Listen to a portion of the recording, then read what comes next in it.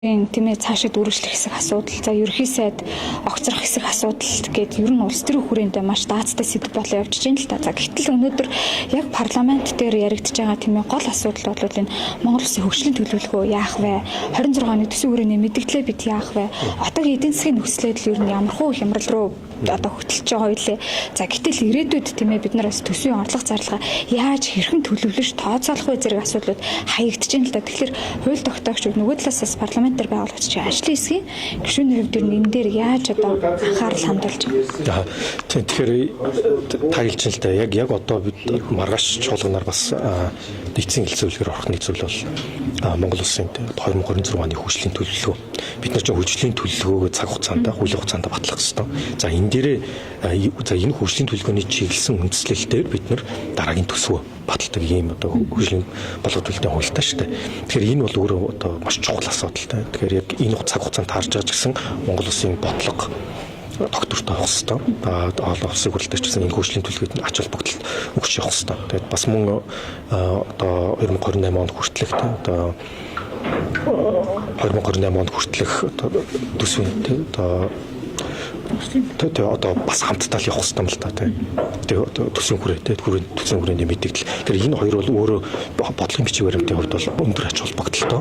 Одоо 2026 оны төсөв аль чиглэл рүүгээ явах вэ? Ямар төсөв арга хэмжээнүүд явах вэ гэдэг бүгдийг тодорхойлох бодлогын баримтчууд.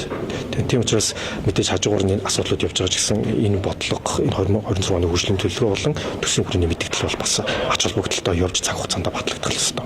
Одоо эдийн засгийн нөхцөл байдлаар нь ямар хаа гэж харж байна. Мэдээж одоо нүүрсний үн ханш унтчихсан тийм ээ. За одоо уулуурхан салбар тэр дундаа нүүрснээс олох орлогын хувьд бол өнгөрсөн оны мөн үетэй харьцуулахад 1.5 тэрбум доллараар буурсан гэдэг мэдээллийг сая төсвийн байнгын орон дээрээс өглөө л дээ. Тэгэхээр энэ мэтчлэн цаашаа явах юм бол бидний нөгөө төсөөлсөн энэ онд тийм ээ эдийн засгийн төлөлтийг 7.5% байна гэсэн бол одоо 5% байхаар тооцоологдож байна. За гэтэл ирээдүйд одоо 26 оны төсвийн төлөвлөлт дээр илүү өдрөөр төсөөлсөн байх ч гэдэг юм уу.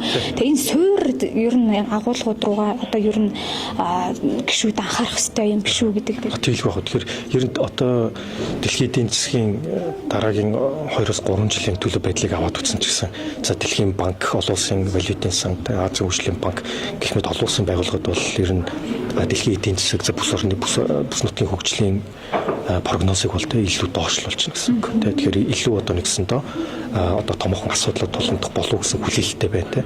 Тэгэхээр бид нар ч гэсэн яг энэ дэлхийн эдийн засгаас за тэр тундаа одоо нүүрсээс гэх мэтчлэн одоо уулуурхан бүтээгдэхүүний дэлхийн зах зээл дээрх үнийн прогнозыг одоо бас доошлж байгаа. Циклийн доошлж байгаа бас прогнозыг бас авч үзчихэж бас дараагийнхаа төсвийн төлөлтөөр илүү одоо тусах хэрэгтэй. Тэгэхээр ер нь одоо нүүрс ер нь одоо олон талаас нь анализ хийж үзэх хэрэгтэй л. За үн бунсан унлаа те. За үн бууж байгаа ч гэсэн гэхдээ ер нь одоо дэлхийн ялангуяа нүүрсний уурхаанууд ингээд одоо зардлаар нь авч үздэг юм л да cash cost гэж ярьдаг. Ер нь зардлаар нь ингээд аваад үзэх юм бол одоо уул нь бол Монгол эртнээс 5-7-оос эхлээд Монголын нүүрсний уурхаанууд бол зардлын хүрээнд бол ер нь дэлхийд дээр хамгийн өрсөлдөхүйцэд ордог. Нэгсэндээ бага зардлаар олборлож чаддаг гэсэн үг юм. Хятад улс чинь дангаараа бараг 4 тэрбум тонн нүүрсийг олборлдог шүү дээ жилд. Гэхдээ энэ нь ингээд маш их хэмжээгээр олборлдог учраас зардал нь ер нь өссөөр дэлхийн дунджаас дээгүүрхээр хавьдсан байна. За тэгэхээр энэ давуу тал энийг бид нар бас давуу тал болгож ашиглах хэрэгтэй. Мөн унж байгаа ч гэсэн бид нар тэгвэл илүү волюмоор илүү хэмжээгээр яаж гаргах уу тэр нөхцөлийг хэдийн талдаа хэрхэн тохирох уу.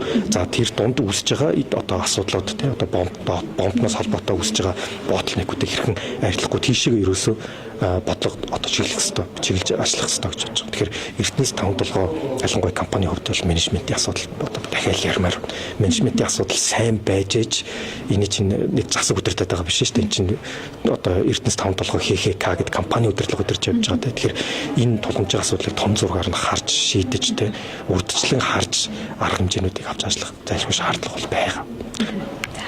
За баярлалаа.